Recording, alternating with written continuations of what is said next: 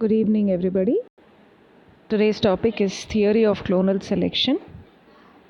To understand what is clonal selection, we need to remember that how T cell or B cell activation takes place. In clonal selection theory, basically we understand how during a second exposure to the antigen or during the secondary immune response, how does the immune system produce a rapid response. That concept is clearly understood when we understand clonal selection theory.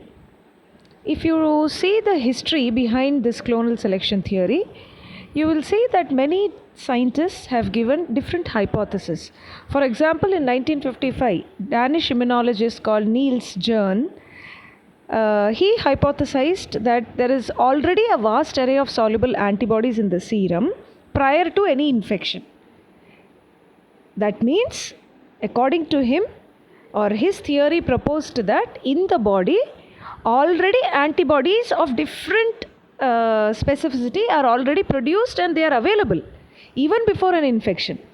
When there is an antigen, when an antigen enters into the body, that will result in selection of only one type of antibody that specifically goes and binds to it. Sorry.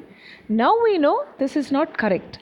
Now we understand that B cells are there which will get activated only when they encounter specific antigen. Only those B cells will get activated which encounter an antigen. 90 to 95% of the B cells, they never encounter an antigen throughout their life, and they'll just like that they'll survive for a few days, and after some time they will enter into apoptosis and they will die. But those B cells or T cells which encounter specific antigen alone, they become activated and produce effector cells and memory cells. Like this, a lot of different hypotheses were put forth, and later on, after a lot of research, they confirmed the clonal selection theory. So we already know that each B cell has a specific antibody on their surface, which is called as the cell surface receptor, or to be more precise, it is called as the B cell receptor or BCR. BCRs are the membrane bound antibodies. And we have already understood when we spoke about TCR and BCR that each B cell expresses BCR on their surface or TCR on their surface, which will have different antigen binding regions, and those differences are brought about by rearrangement in the variable region. V, J, D chains, they rearrange after every cycle. During every cycle of replication, they rearrange in such a way that the variable region of TCR and BCR, we have so many different variations specific for different antigens. And all these arrangements and generation of antibody genes, all this occurs prior to exposure to any kind of antigen. And when there is an antigen present in the body, it will go and bind to the antibody on the surface of B cell or BCR on the surface of B cell that will have the correct specificity towards the antigen. Please remember, there are millions of B cells present in the body, but the antigen can be bound by only that B cell whose BCR specifically recognizes and binds to the antigen. And these B cells will then get activated, and last class we have seen how on activation they'll enter into proliferation and differentiation to produce effector cells and memory cells. And effector cells are called as the antigen producing plasma cells.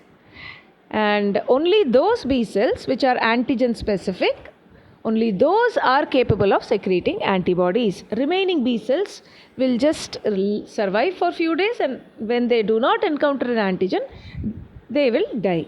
Right? Sorry. So here is a very simple explanation of how clonal selection takes place.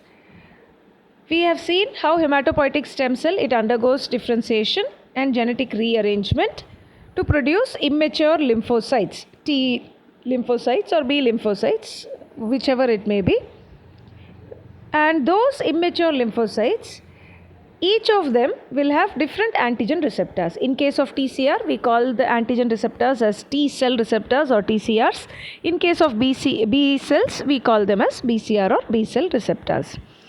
And those antigens, those B cells or T cells, when an antigen comes into the body, those which recognize, first of all, those B cells or T cells which recognize our body's own proteins, those are immediately removed from the body through positive negative selection, right? And those inactive lymphocytes which encounter or which comes across a new antigen and its TCR or BCR recognizes the antigen and the binding takes place, that will lead to activation of the lymphocytes and differentiation, leading to production of many clones of themselves. A part of them are called as the effector cells and a part called the memory cells. There is also going to be a small group of, a large group of lymphocytes which will never encounter any matching antigen. In those cases, as I have told you before, they will die or perish after a period of time. So this is the same thing explained with a different diagram, that's all. So anyone you can learn, that is more than enough. So here is a stepwise understanding of the same thing what I have told just now, how the B cell precursor or the B cell progenitor cells, there will be random rearrangement of the variable coding parts of the antibody genes or the TCR variable region genes. Afterwards, the antigen binding to a clone with a specific membrane antibody or the BCR, that will result in activation of the B cell or T cell. In case of T cell, it will be the TCR which will bind to the antigen, and this activation will lead to differentiation of the activated T cells or B cells. In case of B cell, it will lead to formation of plasma cells and memory cells, right? And please remember, one of the important points that needs to be noted here is that all this gene rearrangement that leads to formation of different variable regions in each of the BCRs or TCRs, all this takes place before the association of the T cell or the B cell with the antigen. After all the rearrangement has been done, the T cells will start expressing TCR and the B cells will start expressing BCR. They are called as the mature B or T lymphocytes. Once the antigen comes and binds to T cells or B cells through recognition by the TCRs or BCR, that will lead to proliferation and differentiation to produce plasma cells and memory cells or effector cells and memory cells, right? Antigen will cause growth of the clone of lymphocytes, where again there will be small rearrangement creating very specific gene coding for the specific antibody which will specifically recognize the antigen that activated the B cells, and that will lead to a clone of cells being formed which will act against the specific antigen, right?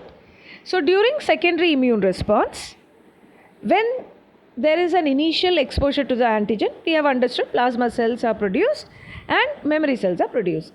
The job of the plasma cell will only be to kill all the antigens that have come in, and then afterwards they have a very short lifespan, they will die. But the memory cells, they will remain in the circulation, and the number is quite large when compared to the initial B cells. And this high number is what allows the recognition of the antigen at a very quick pace when the same antigen comes into the body for the second time. So during a secondary immune response, the reaction or the immune response is not just faster, but it also produces antibodies which will have much greater affinity towards the antigen than the antibodies which were generated during the primary response. How is this happening? It is happening because of chain rearrangement which is taking place in the memory cell when the memory cell is present in the body, right? And this change in the light chain region or the heavy chain region of the variable region of TCR or BCR, it usually takes place through very random somatic mutation. Somatic mutation will lead to random changes in the variable region of TCR and BCR in the memory cells. And this process being random, it can either produce memory cells which will have very high affinity towards the antigen when it comes into the body for the second time, or it might have a lesser affinity compared to the original first time, in the first response, the antibodies that were being produced or the T cells that recognize the antigens. You'll understand this more clearly when I show you the same thing when I explain it with the diagram.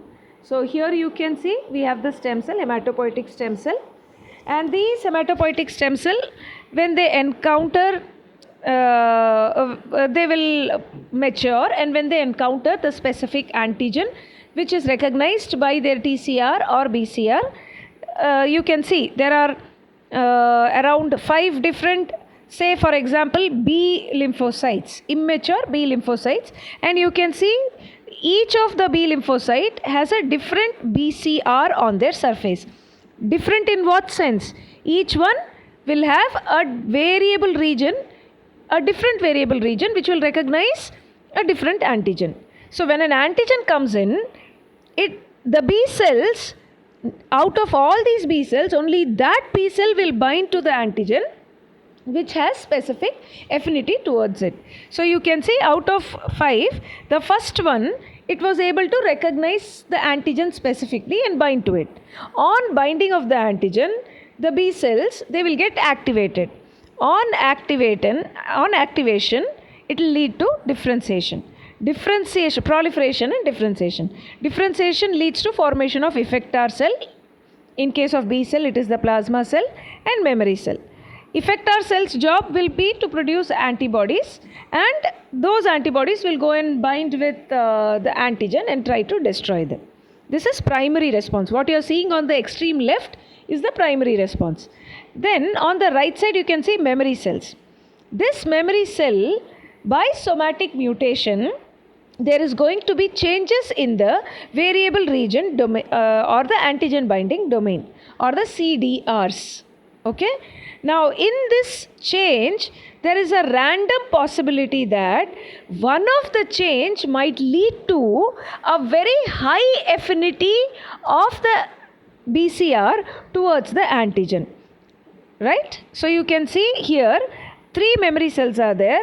Due to somatic mutation, although all the 3 will recognize and bind to the antigen, but the third one has much greater affinity, binding affinity towards the antigen than the remaining 2.